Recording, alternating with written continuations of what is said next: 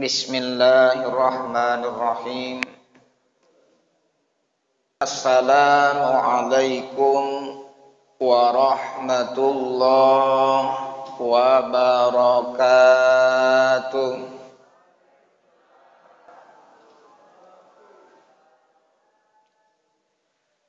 Alhamdulillahi rabbil alamin. Wa bihi nasta'inu ala umuri dunya waddin. Wassalatu wassalamu ala asrafil anbiya'i wal mursalin wa ala alihi wa ashabihi rasulillahi ajma'in. Allahumma subhanaka la ilma lana illa ma'allamtana innaka antal alimul hakim. Rabbi israhli sadri wa yassirli amri wahlul 'uqdatam min lisani yafqahu qawli amma ba'du. Yang sama-sama kita muliakan pengurus masjid, yang sama-sama kita muliakan Bapak Imam kita, yang sama-sama kita muliakan Bapak RW, Bapak RT, alim ulama, cerdik pandai, serta ayahanda, ibunda, hadirin hadirat yang sama-sama dimuliakan Allah Subhanahu wa ta'ala. Semoga Allah senantiasa memuliakan kita bersama. Amin ya rabbal alamin. Bersyukur kita kehadirat Allah Subhanahu wa ta'ala atas limpahan rahmat beserta nikmat yang Allah limpahkan kepada kita, sehingga kita masih diberikan kesehatan, kesempatan serta kekuatan. Terlebih lagi Allah masih memberikan kekuatan iman kepada kita, sehingga kita ringankan langkah kaki kita, ayunan tangan kita menuju masjid yang kita cintai ini. Kata Buya Hamka, kalau kalian ingin melihat orang Islam, datanglah ketika sholat hari raya Idul Fitri, hari raya Idul Adha. Itu yang datang adalah semuanya orang Islam. Tapi kalau kalian ingin melihat orang-orang yang beriman, datanglah ketika sholat subuh. Maka orang yang datang sholat subuh adalah orang-orang yang beriman. Mudah-mudahan kita yang hadir di masjid kita ini tergolong orang-orang yang beriman kepada Allah Subhanahu wa ta'ala. Amin ya rabbal alamin.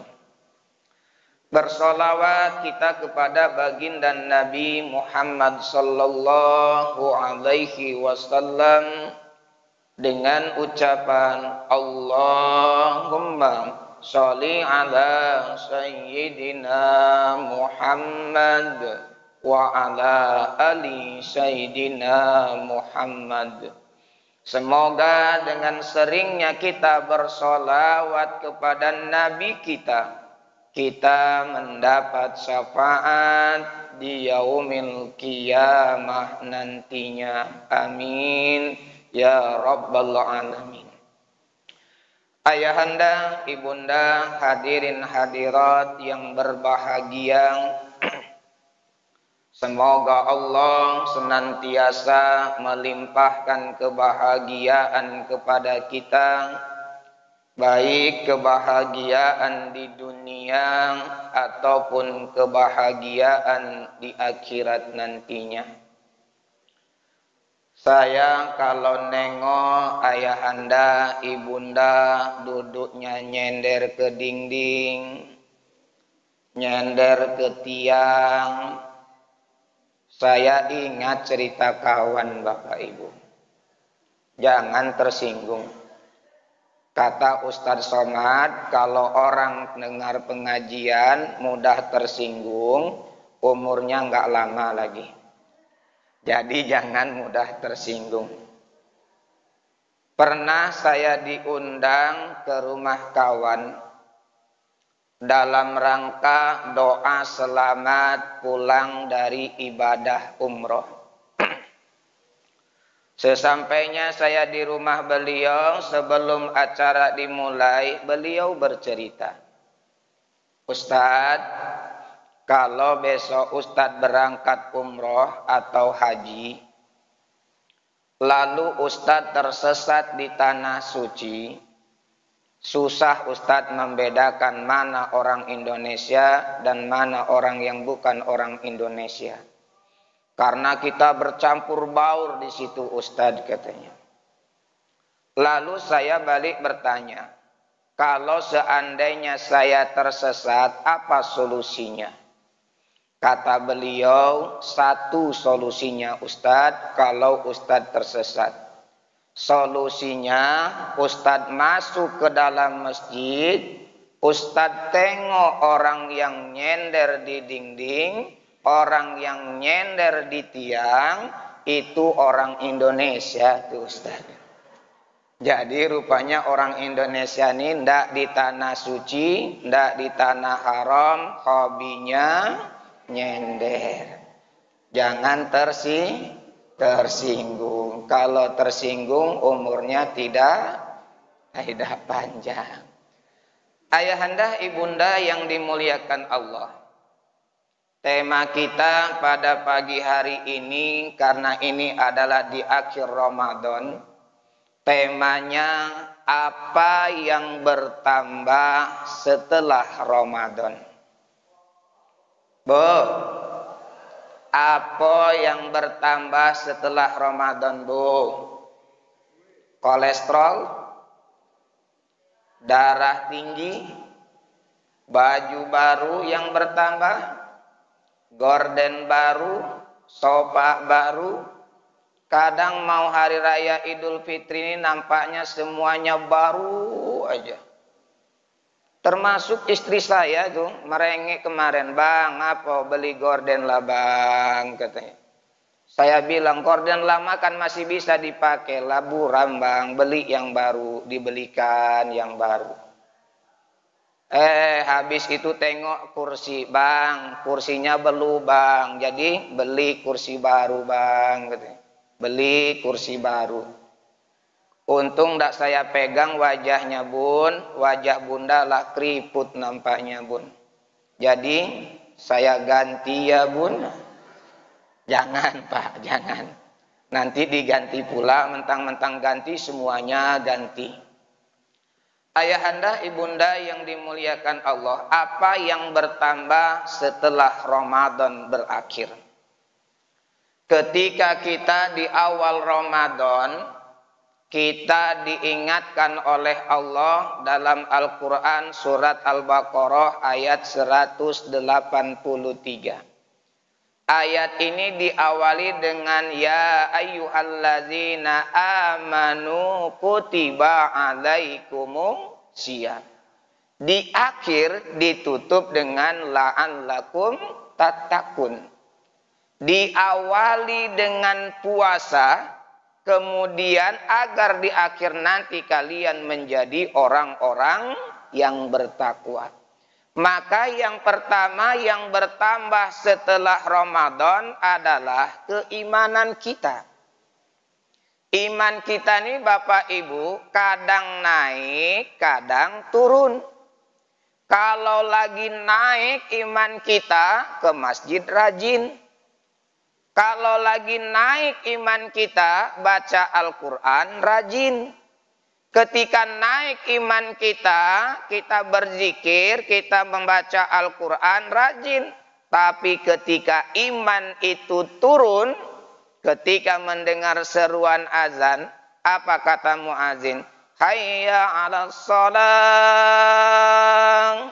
Karena iman lagi turun, dijawabnya wa angsurang ajolah katanya. Kenapa imannya turun? Maka tambah iman itu bagaimana Ustadz? Selama Ramadan ini kita puasa Ramadan. Kemudian malamnya kita qiyamul lail, tadarus Al-Quran. Selama 30 hari, 29 hari kita digembleng di sini. Seharusnya iman kita yang bertambah. Maka yang pertama adalah iman kita bertambah setelah Ramadan. Yang kedua, ayahanda ibunda yang dimuliakan Allah, yang bertambah setelah Ramadan adalah ilmu kita. Alhamdulillah di masjid kita ini kajian subuhnya ada, kajian zuhurnya ada, kajian menjelang sholat tarawihnya ada. 3 dikali 30 udah 90 kita mendengarkan tausiah. Seharusnya bertambah ilmu kita. Karena orang yang beribadah tanpa berilmu, Rasul marah. Ada orang datang kepada Aisyah berkata, apa ibadah Rasul itu? Kemudian kata Aisyah, Rasul itu ibadahnya ketika siang dia puasa, malamnya dia qiyamul lail, dan kemudian dia banyak beristighfar. Maka ada yang mengatakan, kalau begitu saya akan selalu berpuasa setiap hari. Ada lagi yang mengatakan, saya akan bangun tengah malam untuk beribadah kepada Allah.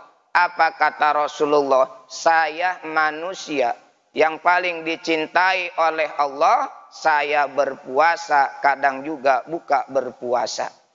Orang yang beribadah tanpa diiringi dengan ilmu, Rasulullah Shallallahu Alaihi Wasallam marah besar. Maka ibadah itu butuh dengan ilmu, Bapak Ibu. Salat berjamaah butuh ilmu. Ada satu orang ayah jadi imam, anaknya berdua jadi makmum.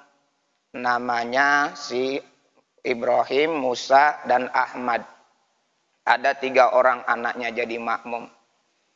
Karena ayahnya jadi imam tidak punya ilmu, anaknya ketiga orang tidak punya ilmu, ketika ayahnya membaca ayat, inna hadzal lafi suhufil ula suhufi Ibrahim wa Musa.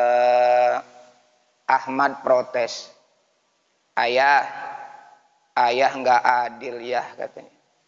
Ngapona masa yang disebut sama ayah cuman Ibrahim dan Musa aja ya.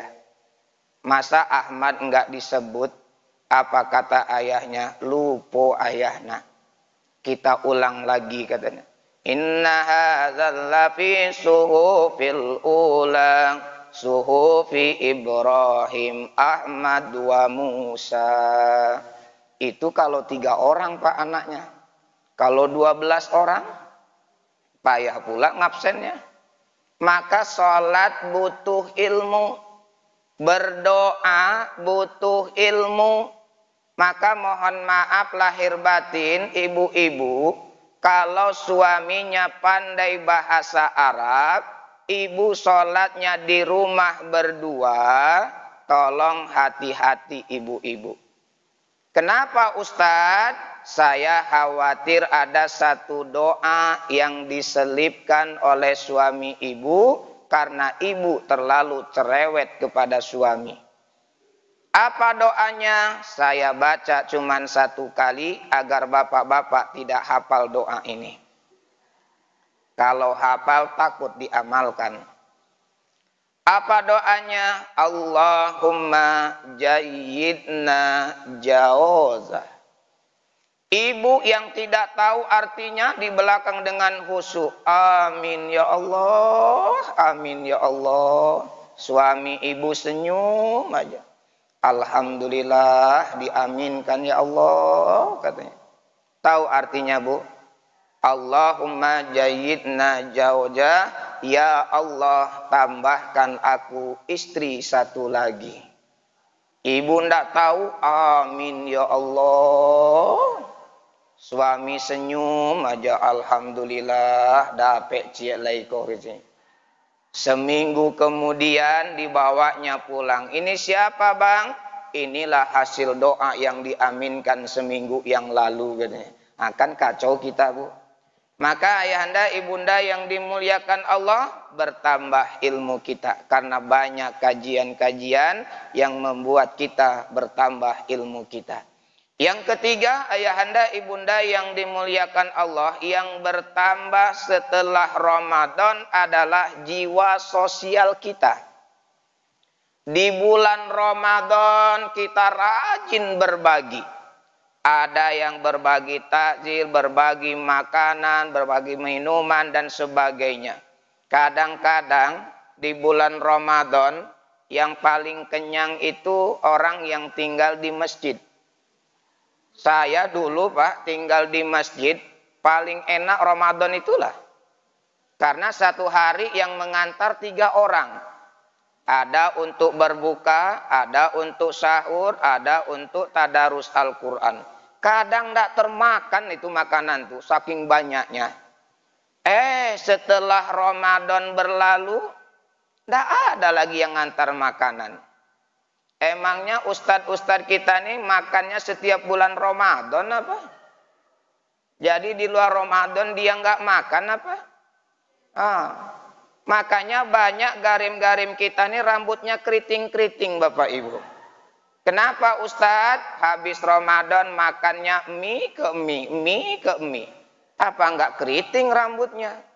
Azan pun kadang loyok, banyak pula cengkloknya. Artinya ayahanda ibunda yang dimuliakan Allah, ketika kita di bulan Ramadan dilatih untuk berbagi kepada orang lain, maka di luar Ramadan juga kita banyak berbagi kepada orang lain. Jangan sampai kita meletakkan tangan kita di atas perut kita karena menahan kekenyangan. Ada tetangga sebelah rumah kita, ada saudara kita yang meletakkan tangannya di atas perut, menahan sakit karena kelaparan. Makanya bagi ibu-ibu yang suka masak masakan enak, tolong diingat tetangga. Ustadz, masaknya cuma sedikitnya Ustadz, yang penting ingat jadilah. Ibu masak opor ayam, ingat tetangga, ingat aja, enggak usah dikasih. Yang penting jadilah. Kalau banyak, kasih. Ini Ustadz opor ayamnya cuma 3 ekornya Ustadz. Itu mau dikasih apa lagi? Makanya ada hadis Nabi, Iza tobahta marokatan fa'aksir ma'a'a wa ta'ahad jironaka. Apabila engkau memasak sayur, banyakkan kuahnya. Wa ta'ahad jironaka, dan kasihlah tetangga-tetanggamu walaupun kuahnya. Bolah ibu-ibu. Hadis ini kiasan. Jangan pula nanti habis acara ini ibu praktekan. Pergi ke pasar pagi Arengka, dibelinya tulang 1/4. Dimasak sop, menjelang berbuka puasa, dibagilah tetangga kuahnya aja. Apa kata tetangga ibu? Ancak ndak diagile dobu, sakitnya tuh di sini katanya. Hadis ini mengajarkan kepada kita untuk selalu berbagi. Karena orang yang selalu berbagi, Allah akan berikan harta yang berlimpah. Bahkan ketika zaman Nabi Musa alaihi salam, seorang ibu sepasang suami istri, dia bercerita. Dalam hidupnya yang susah, yang menderita, dia alami dengan tabah dan sabar.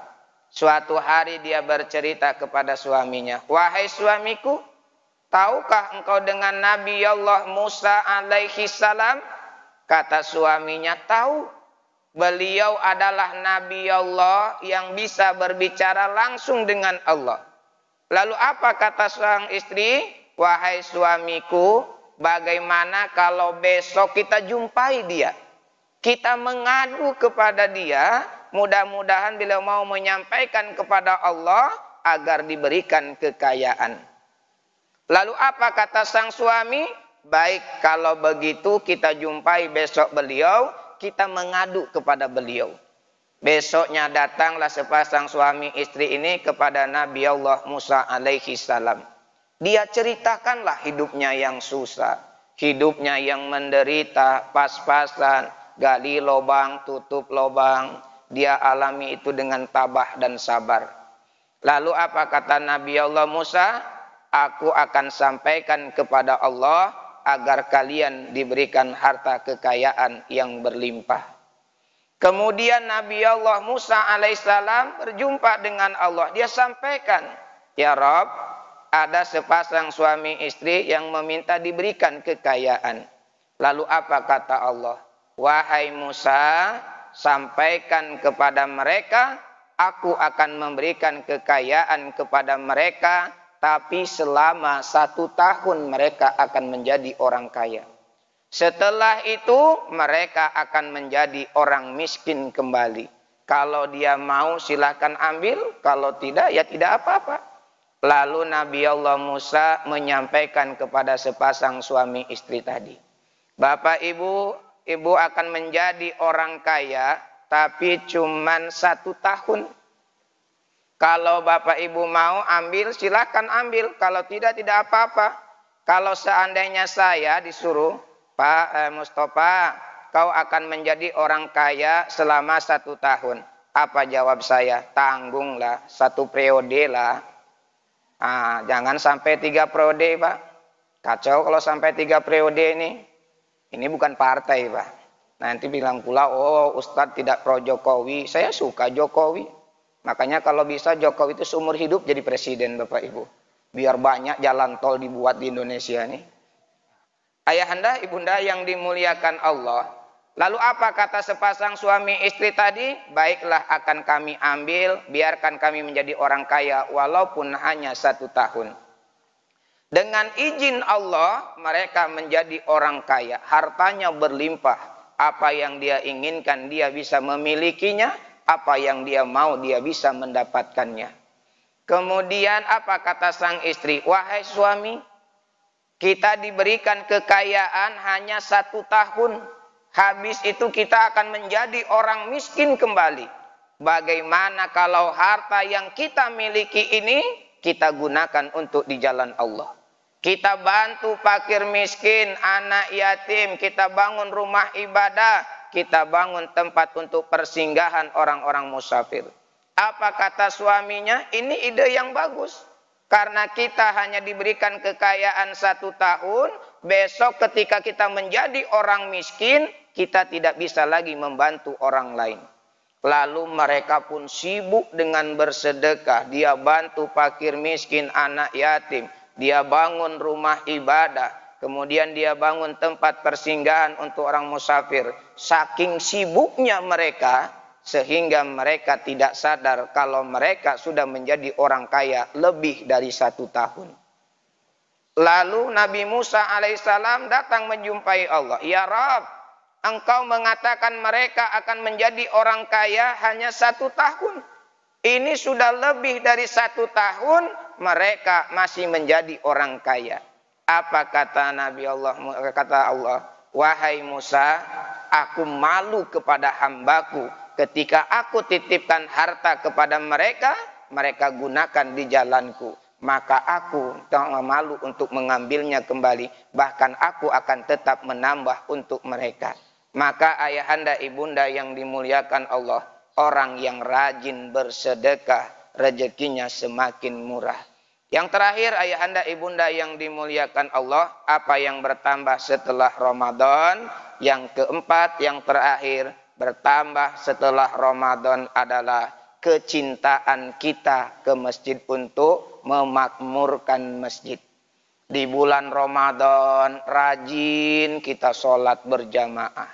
Di luar Ramadan hendaknya juga kita rajin melakukan sholat berjamaah ke masjid. Makanya kadang-kadang orang selama Ramadan mudah jalan menuju ke masjid ini. Setelah Ramadan banyak orang yang lupa jalan menuju ke masjid. Tapi di sana Pak, kalau di sini enggak jauh beda lah Ustaz. Kalau Ramadan rajin kali sholat berjamaahnya, subuh pun datang ramai. Setelah Ramadan banyak yang sosek jalan menuju ke masjid. Padahal kata Buya Hamkah, belajarlah kalian kepada seekor hewan ternak. Apa contohnya? Seekor ayam. Pulang kampung kita bawa ayam sepasang, lalu kurunglah ayam itu.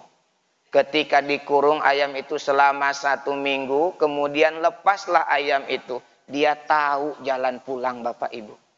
Kita manusia 29 hari kita digembleng di sini, dididik di sini, diberikan ilmu-ilmu, kok setelah itu tidak tahu jalan menuju ke masjid.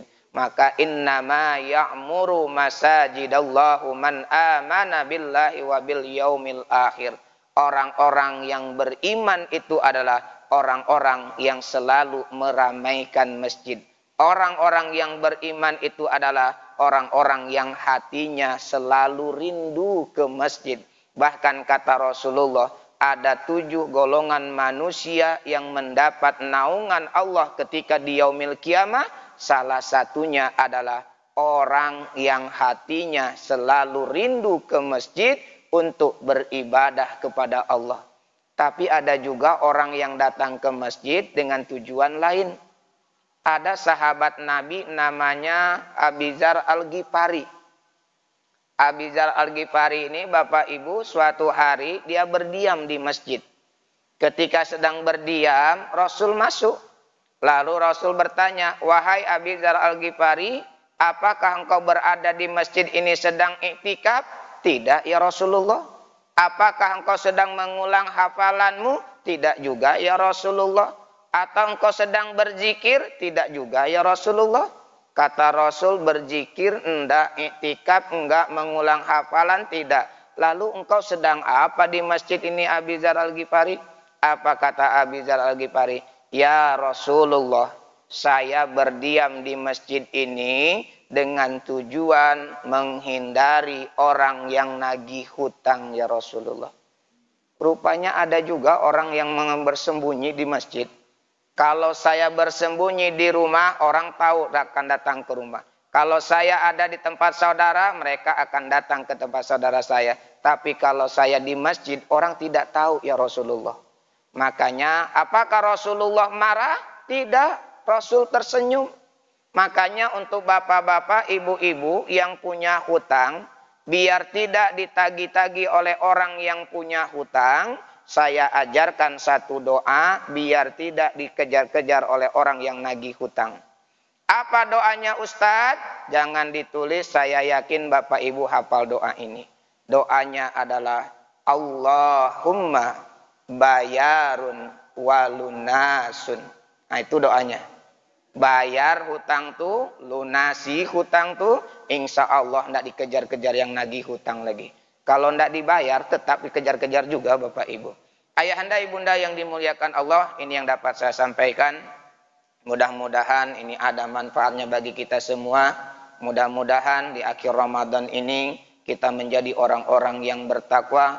Dan mudah-mudahan Allah pertemukan kita dengan Ramadan tahun depan. Setiap tahun Ramadan ada. Setiap tahun malam Lailatul Qadar ada. Yang menjadi pertanyaan kita, apakah kita ada di setiap Ramadan? Maka jadikan Ramadan tahun ini adalah Ramadan yang terakhir bagi kita, agar kita menjadi orang-orang yang lebih baik lagi. Terima kasih. Assalamualaikum warahmatullahi wabarakatuh.